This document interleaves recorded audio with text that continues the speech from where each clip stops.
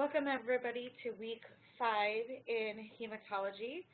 So this week we are going to finally get going on the rest of our cell lines. So that's going to be our white blood cells and our platelet lines. So we'll have actually 3 PowerPoints to go over. Just an FYI, I did send out an email yesterday on this, but I wanted to also say it in here. So I had just found out from someone who had emailed me saying, oh, your PowerPoints aren't the ones in the course. I really thought the PowerPoints I was using were the ones in the course. I had built this course forever and a day ago. I assumed that they left my PowerPoints in there. I am so sorry. I did not realize that they had put the textbook PowerPoints into the course instead. So what I did is I went into the course, added a section on the left side of the course page. So like where it had the lecture/exam review recording links page, right above that there's now a section called Lori's Lecture PowerPoints.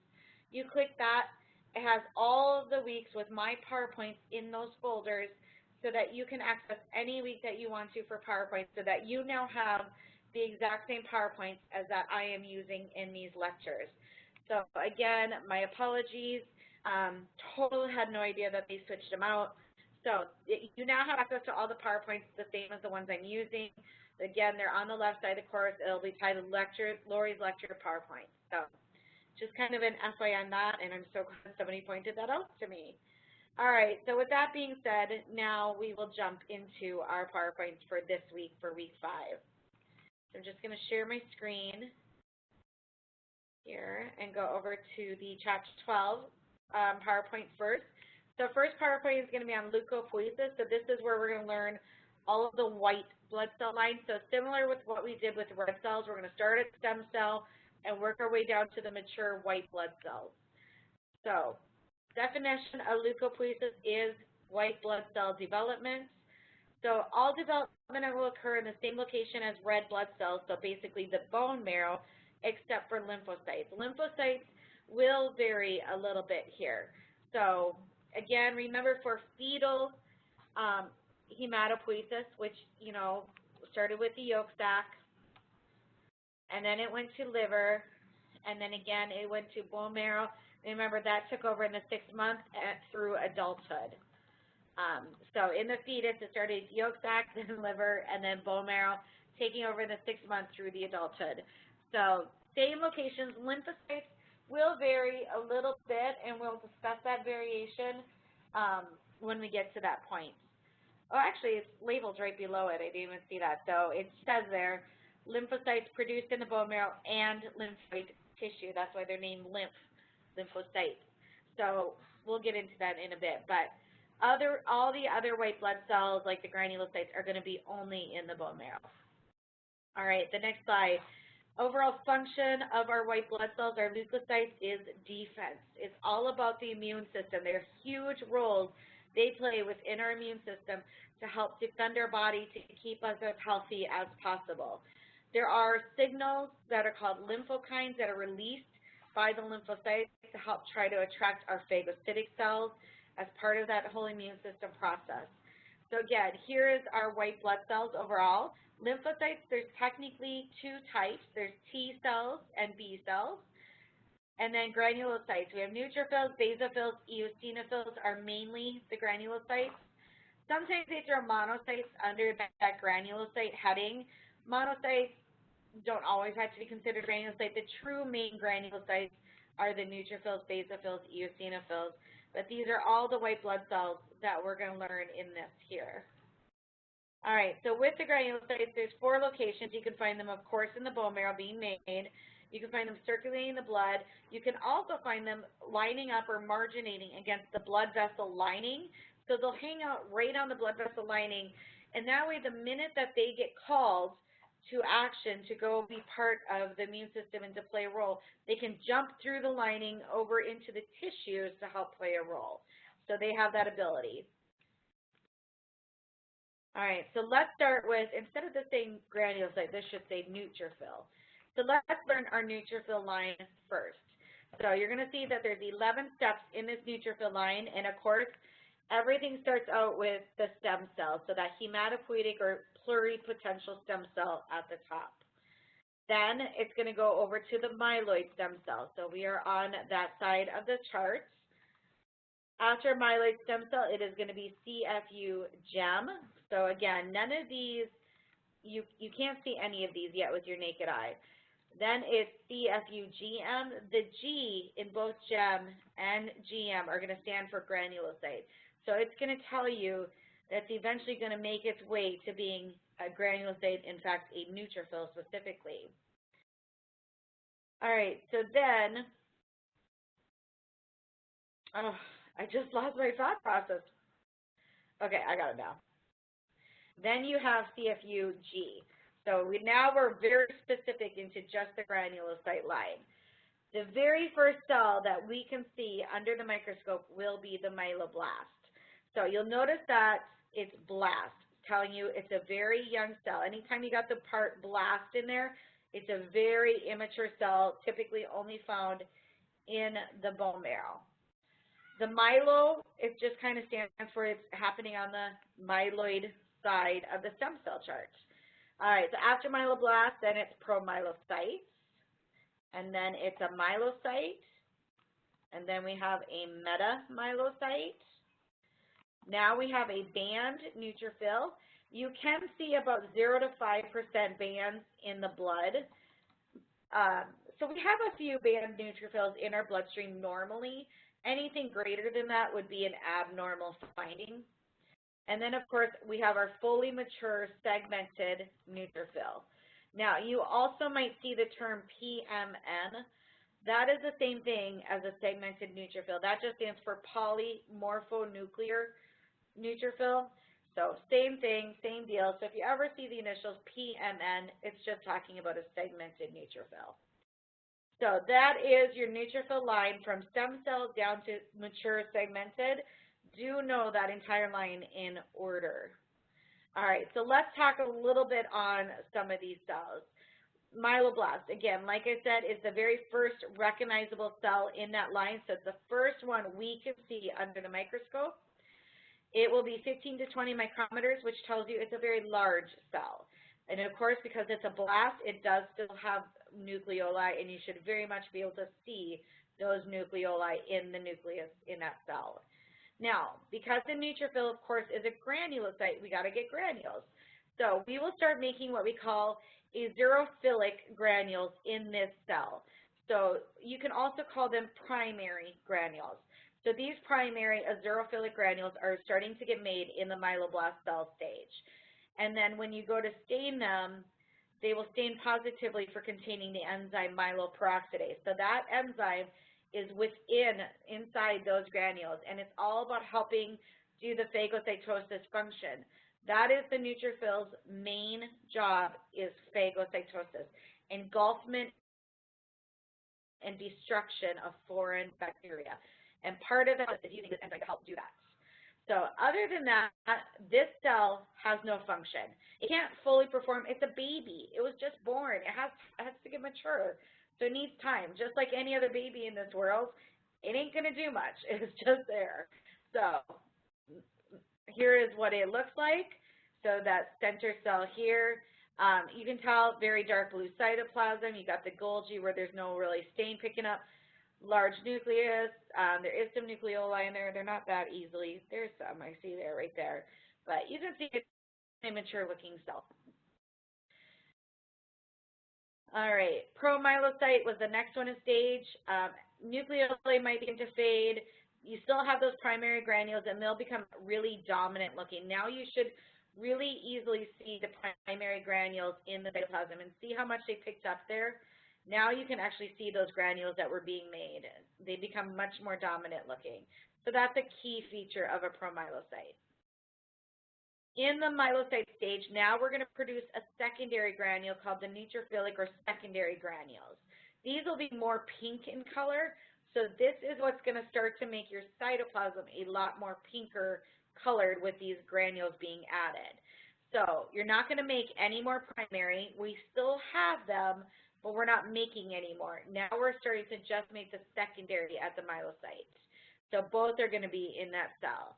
The myelocyte stage is also the last cell stage capable of mitosis in this cell line. That is something that you should remember. All right, so our cell has gotten smaller yet. The nucleus is starting to flatten out on one side. Chromatin starting to clump together. We have a little bit of motility, but not much else. Again, still not really functioning here very much. So there it is. You can see the nucleus kind of flattened on the one side. A lot more clumpy chromatin. And again, that cytoplasm, a lot less blue. And that's because, again, it has those granules in there. You might not see them well right now, but they're definitely there, making that cytoplasm a lot lighter in color. Metamyelocyte, this is very characteristic in that the shape of the nucleus has definitely changed now.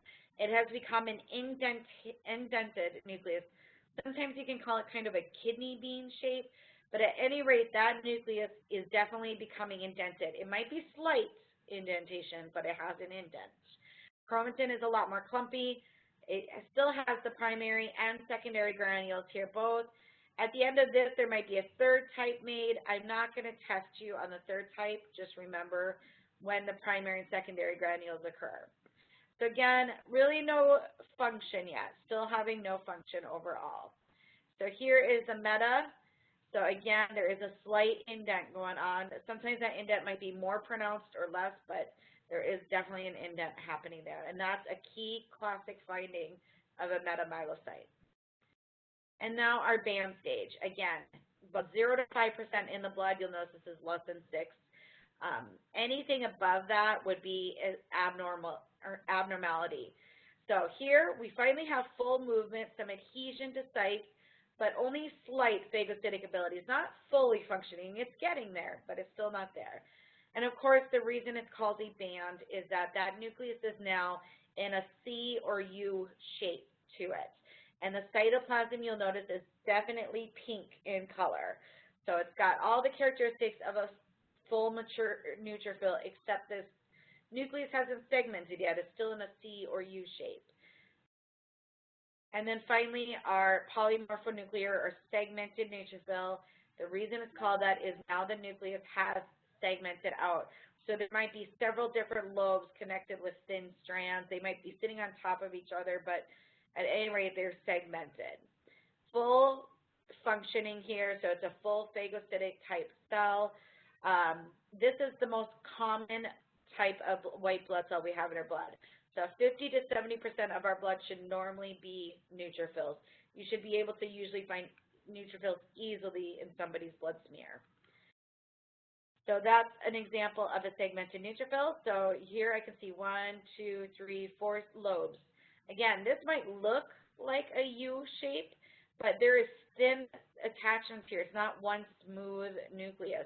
I cannot call this a band because there are little segments in between attaching it. So this would be more segmented. And again, the cytoplasm color typically is a pinker color.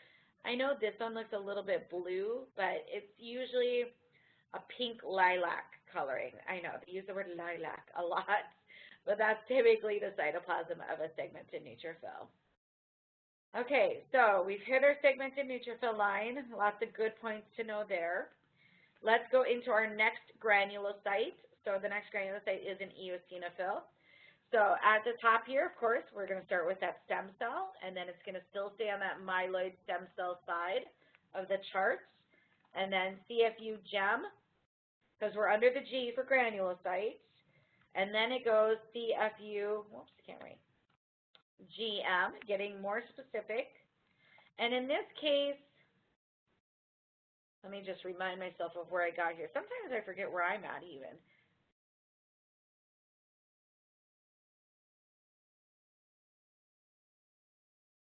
In this case, it should just go into CFU EO after that.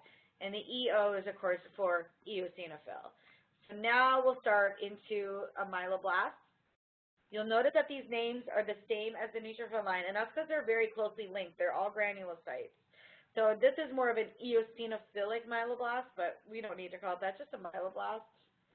Then it's into a promyelocyte, and then myelocyte.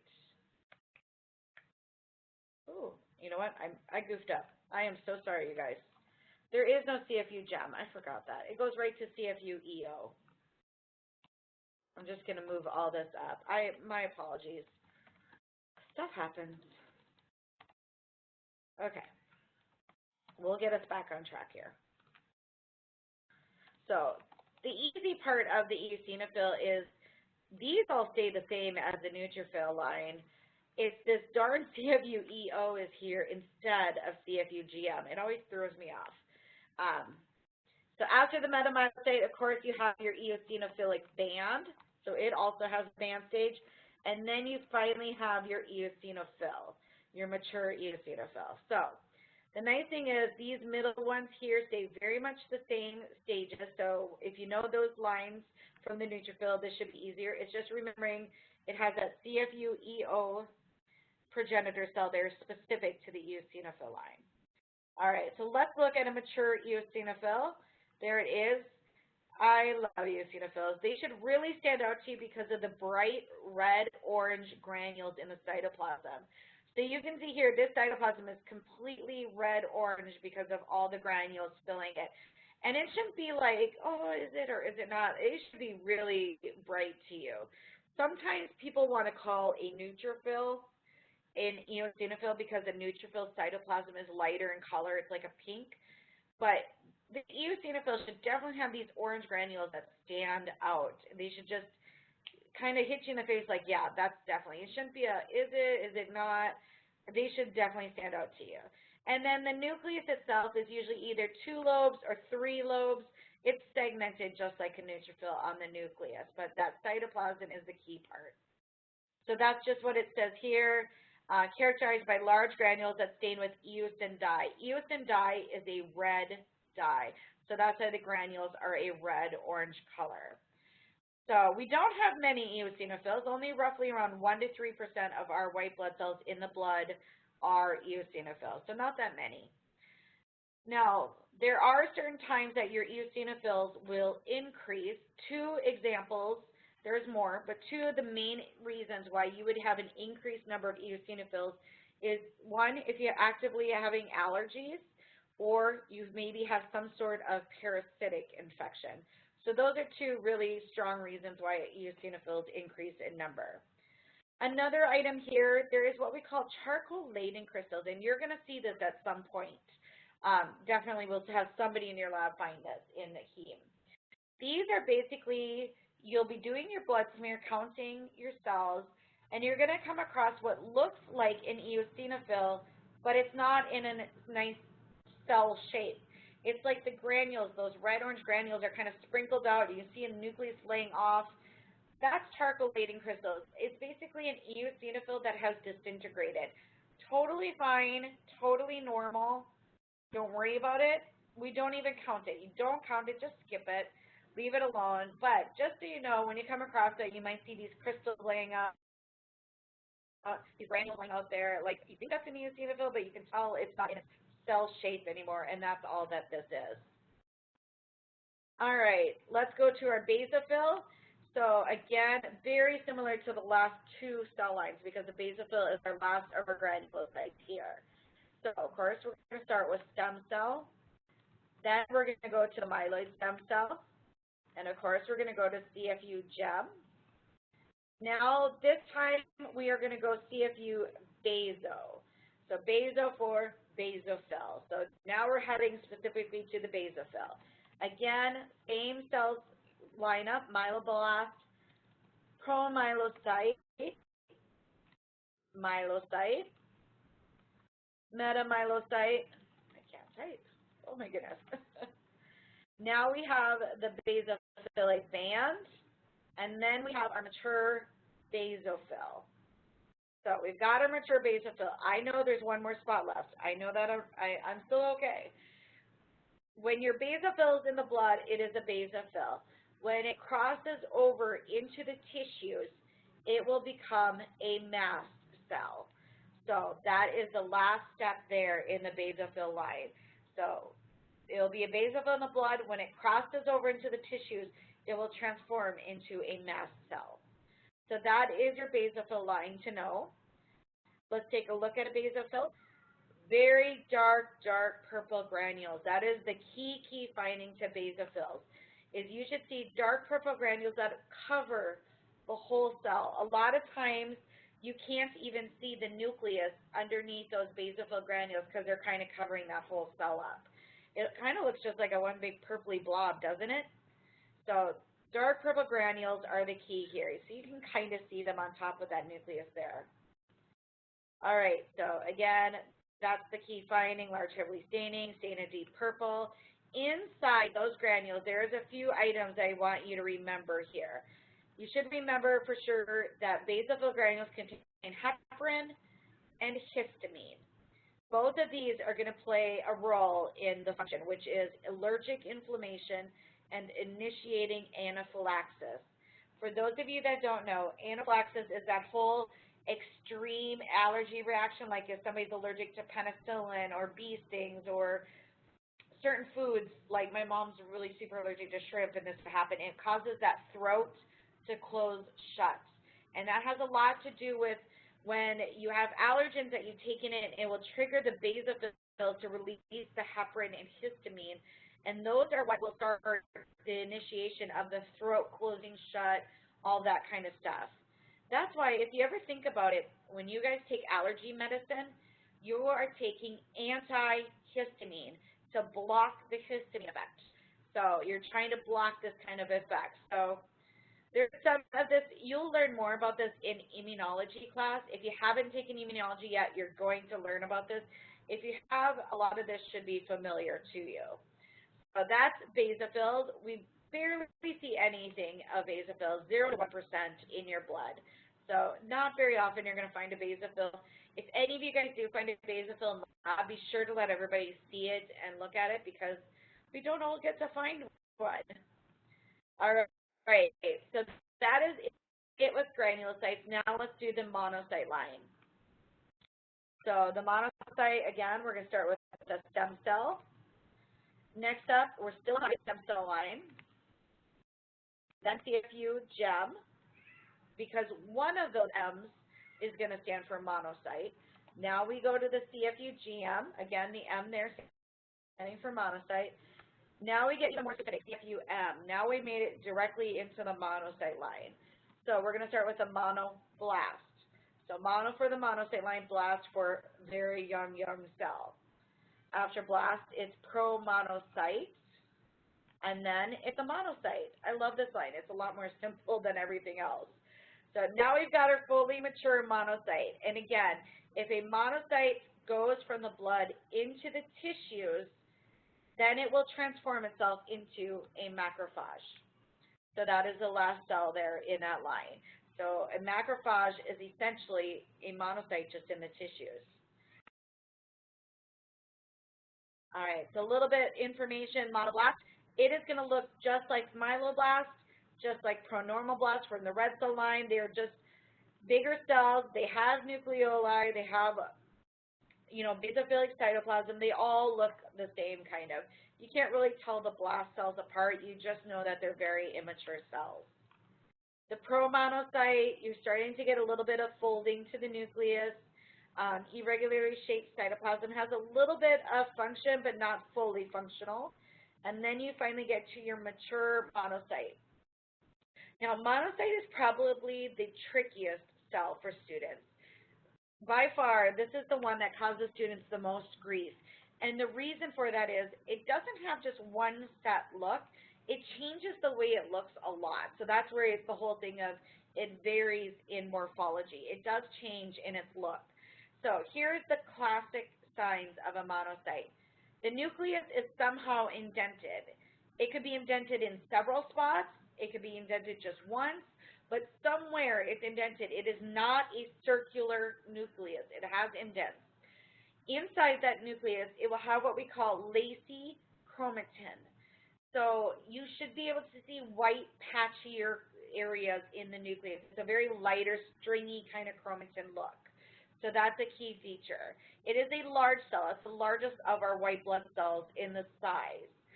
So lots of cytoplasm. Once in a while, you might see some minute granules in there, but otherwise you don't always have to. It could just be a nice blue-gray cytoplasm color. So here is an example of one look of a monocyte. You can see again the nucleus is kind of indented in a few places. The cytoplasm color is a blue-gray. This one doesn't show the stringiness of the chromatin as well, but you can see there's some lighter patches. It's not completely clumpy. So that's kind of the classic findings. So as you go and find cells in your microscope, ask yourself, what shape is the nucleus? What color is the cytoplasm? Is the chromatin really condensed or not? These are all things that you should be kind of taking into account to know what cells you are looking at. All right, and then the macrophage, of course, this is a monocyte going into the tissues, expanding into a macrophage. Macrophage is actually quite a large cell. They're bigger than monocytes. They become enlarged when they go and do this. The entire role of monocytes and macrophages is all about phagocytosis. So that is their main function. So we have macrophages in different, like we have them in the liver, the spleen, you know, different tissues, all to help with phagocytosis and getting rid of stuff that shouldn't be there. All right, so finally to our last set of white blood cells are lymphocytes. So lymphocytes, I said in the beginning, are a little bit different.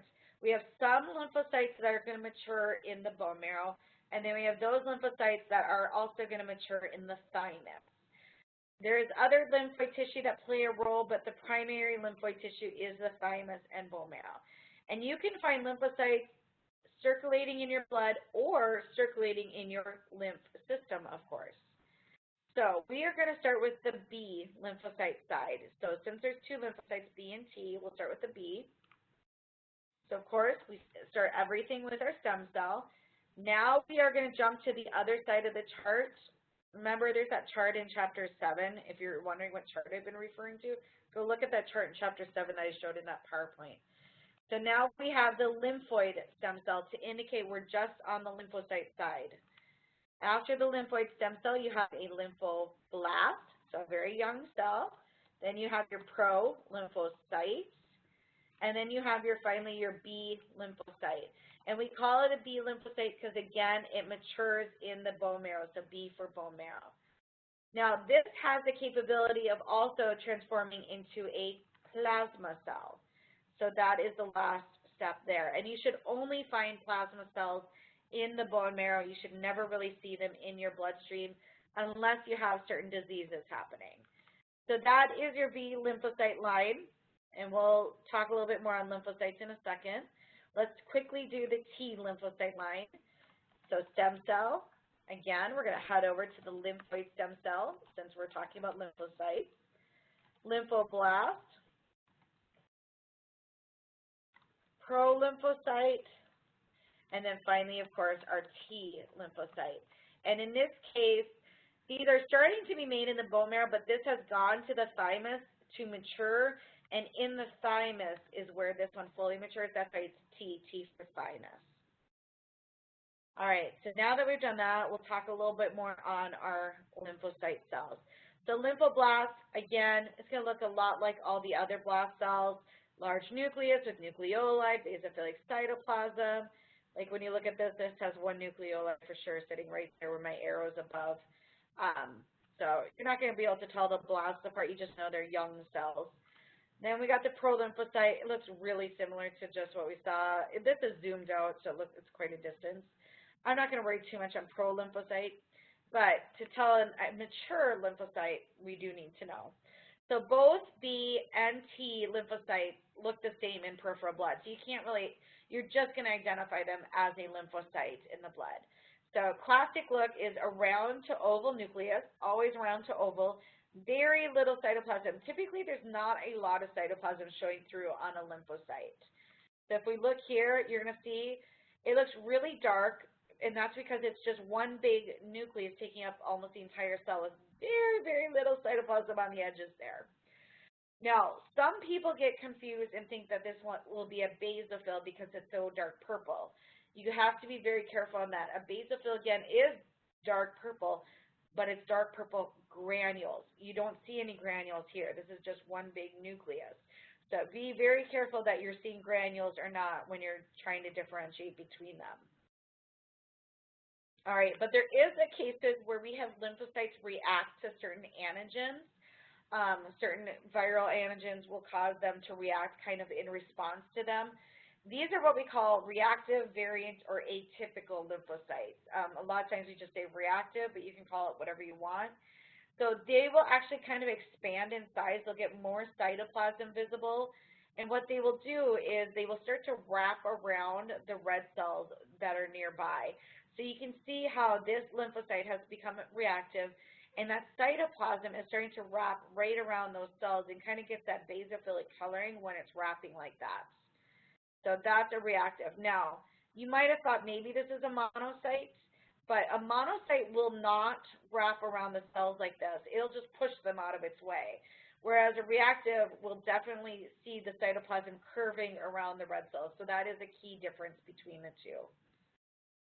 Okay, so that is our chapter on leukapheresis. So lots of info on the cell lines, but it's a lot of just knowing the cell lines from start to finish in the order. So let's go into our platelet chapter.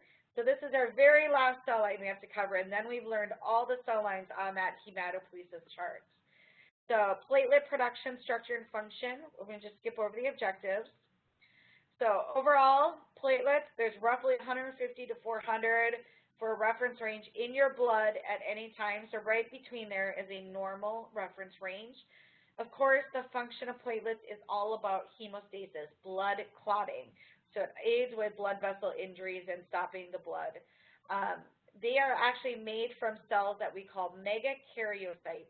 Megakaryocytes are only found in the bone marrow, and they are very large. As the name tells you, mega. Megakaryocytes are the largest cell that you have in your bone marrow. And it's so funny because the biggest cell in your bone marrow actually makes the smallest cell in your blood, the platelet. It's kind of funny how that works, right? All right, so of course, in order to do the platelet production, you need cytokines. So the cytokine that you need involved for the platelet line is thrombopoietin, TPO. That is a hormone that is produced by that liver. So that is essential in order to make sure we're going to produce platelets. You can see the other ones that are involved here for cytokines. I'm not going to worry that much about those. I'm just worried about that TPO produced by the liver. Okay, so let's do our platelet line. So it's called megakaryopoiesis because, again, platelets are actually coming from megakaryocytes. So that's what we have to go through. So again, everything starts with a stem cell. Now we are back over on the myeloid stem cell side of the chart. The only thing that was on that lymphoid side, remember, was lymphocytes. Everything else is under the myeloid stem cell. Then it's CFU gem, because one of those M's is megakaryocytes. Then you have CFU meg, meg for megakaryocyte. So now we've become very specific to the megakaryocyte line. Our first cell is going to be a blast. So megakaryoblast tells you it's a really young cell. You can also see the nickname sometimes MK1, so sometimes they represent it that way, but overall it's a megakaryoblast. And then of course it's pro-megakaryocyte is next, so they can nickname this MK2. And then we have our megakaryocytes, so MK3. So that remains in the blood, in the bone marrow, unless somebody has certain diseases, but otherwise it will remain in the bone marrow. And that megakaryocyte's whole role is to help us get those platelets. So that is what actually forms platelets. The fancy name or normal name for platelets is thrombocytes. So that is your platelet production line from start to finish. So let's go over a few of this.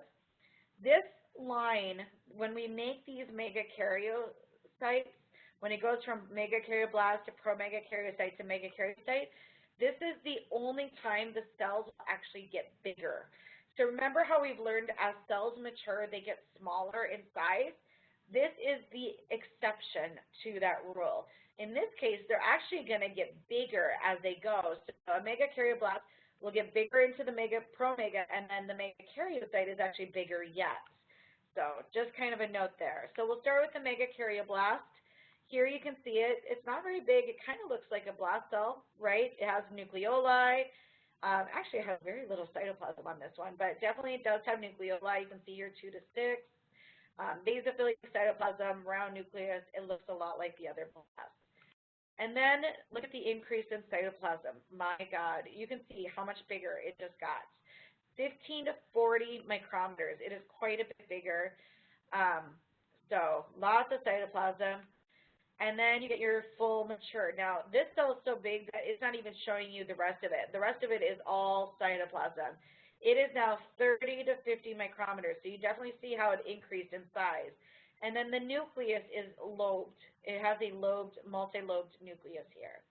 So now that we've gotten our mature megakaryocyte, we actually will make platelets through what we call a demarcation system.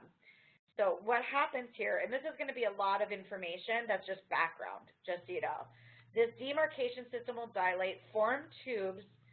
Those tubes will kind of show as extensions out from the cytoplasm, and then they'll just constrict off little pieces of cytoplasm. That's all platelets are.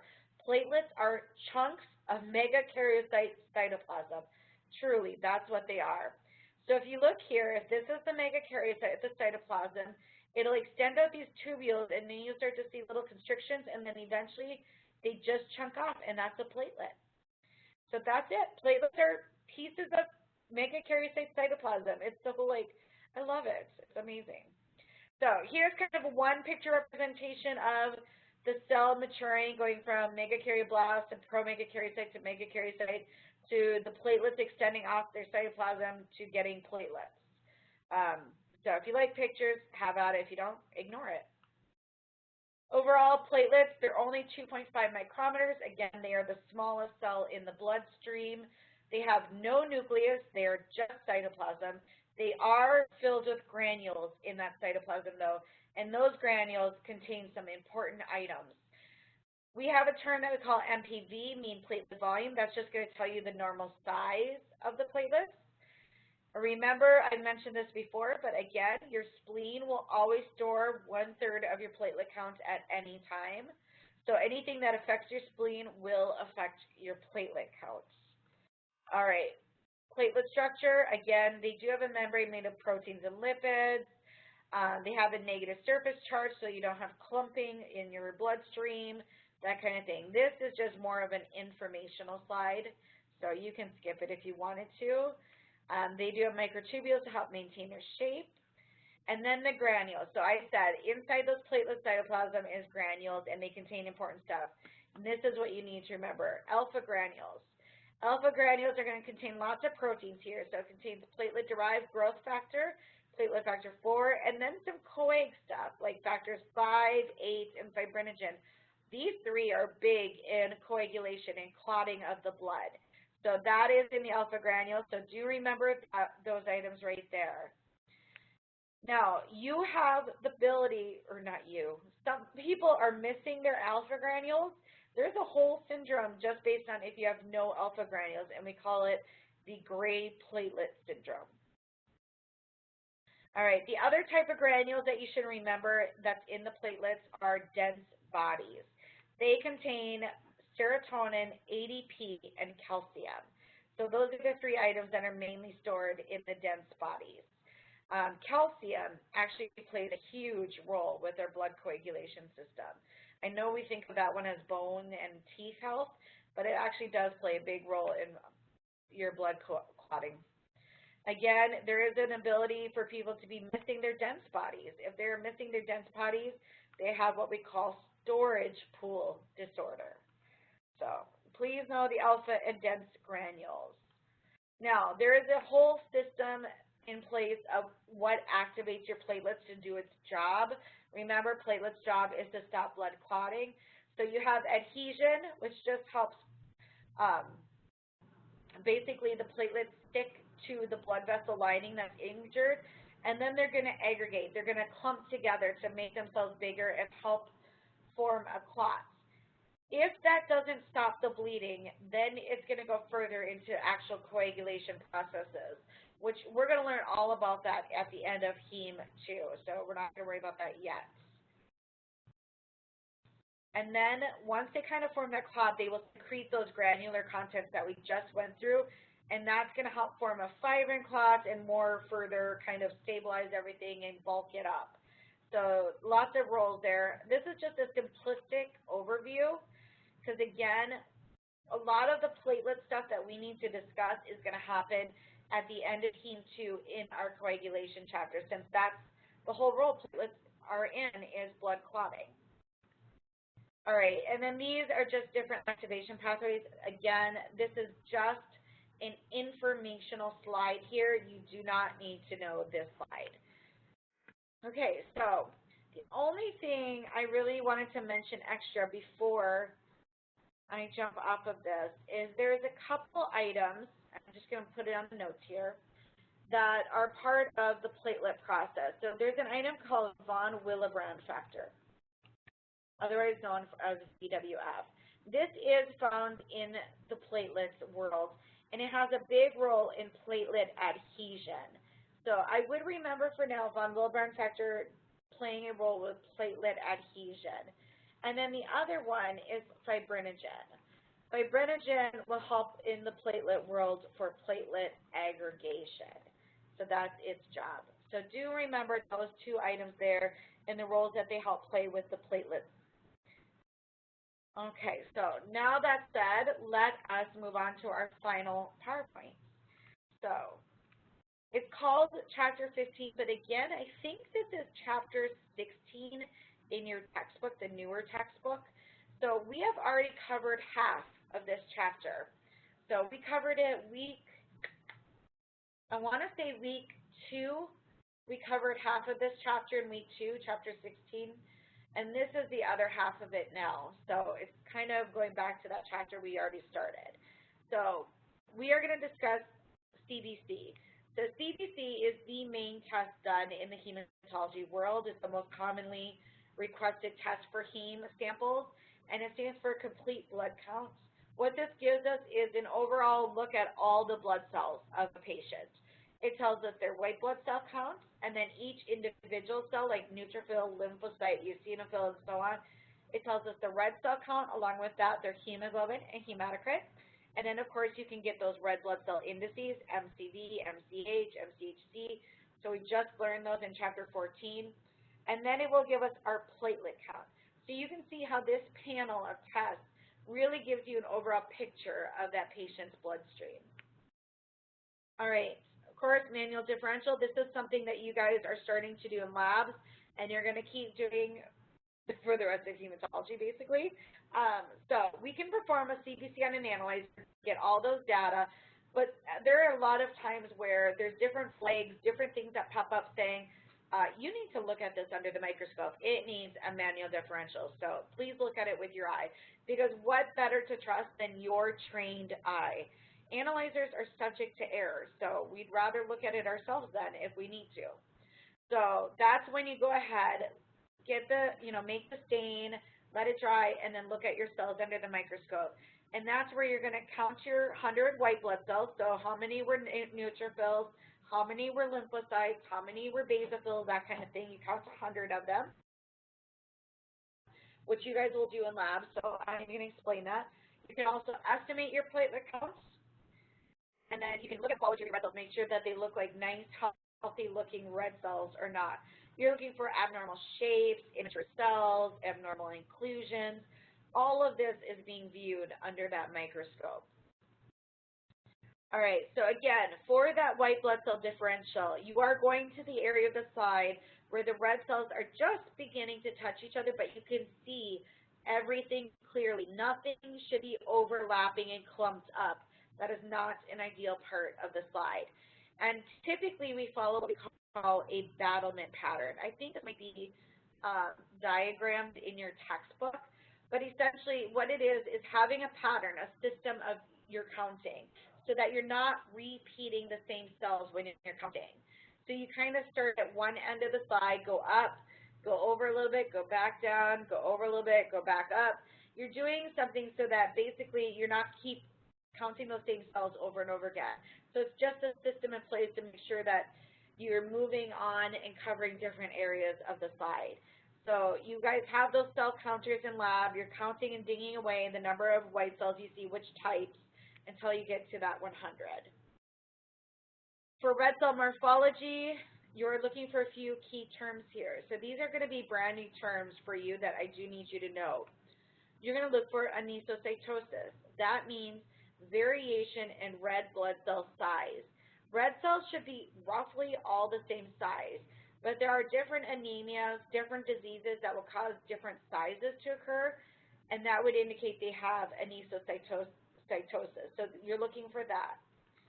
You're looking for poikilocytosis, which is different shapes. So red cells, yes, they can actually change shapes depending on what's going on.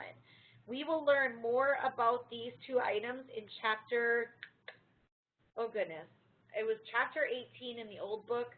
I think it's chapter 19 in your new book. Actually, it's next week or the following week. No, next week. We're going to learn it next week, sorry. We will go over these items more in depth next week. For now, just get to know what these terms mean. And then, of course, we would also be looking for any inclusions inside those red cells that shouldn't be there. For platelet estimate, remember, we've learned this before, but again, it's the average number of platelets in 10 fields multiplied by 20,000. So again, it should be roughly between 150 to 400 as normal. All right, so again, this is just showing you what kind of has the overall white cell parameters. That you're going to have your total white count given to you by the analyzer, and then you're going to have your differential counts as percentage. We term that a relative count. That is saying, oh, you have so much percentage of this cell, you have so much percentage of that cell. It's just giving you an estimation. That is the relative count.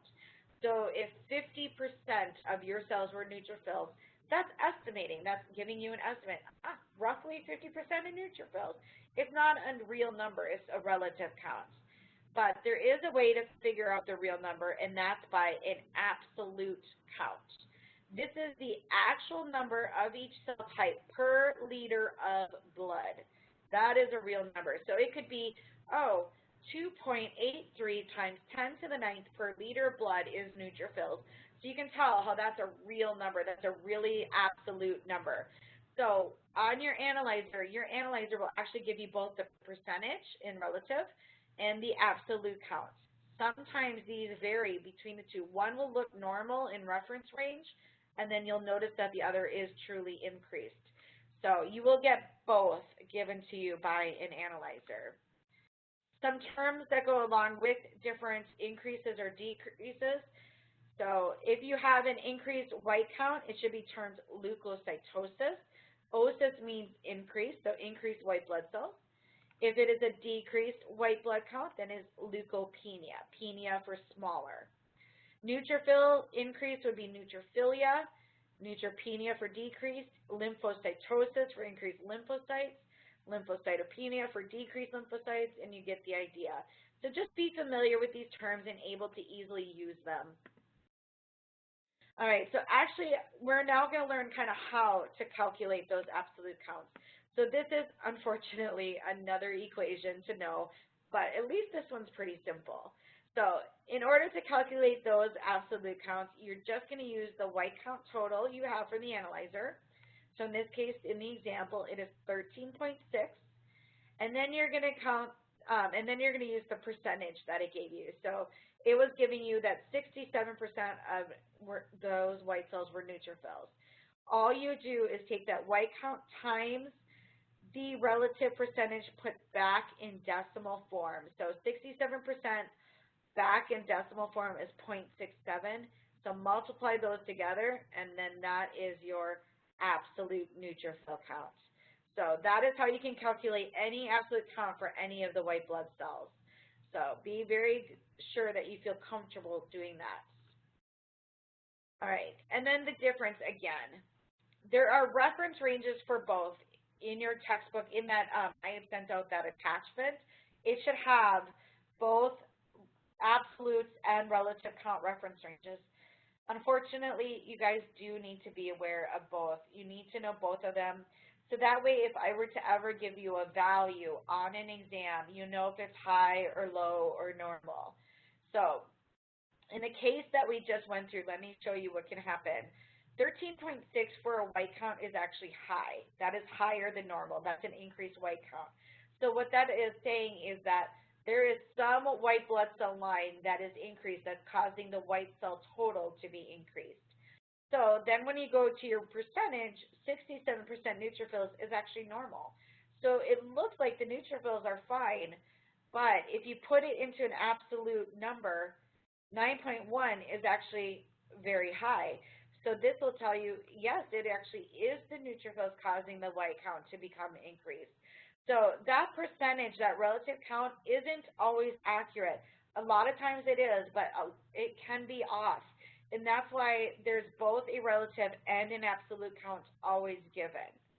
So in this example that we just went through, we would call this absolute neutrophilia, since it is the absolute count that is increased on it. So you will have test questions like that with regard to absolute and relative counts. All right, again, red cell parameters are all listed there. All of this will come on a CBC report. So kind of going through that, we have our hemoglobin and hematocrit. These are great assessors of anemia or polycythemia. So if you have too many or too few red cells being produced, remember we discussed that rule of 3. You should always do a rule of 3 check. Your hematocrit should be about 3 times the amount of hemoglobin.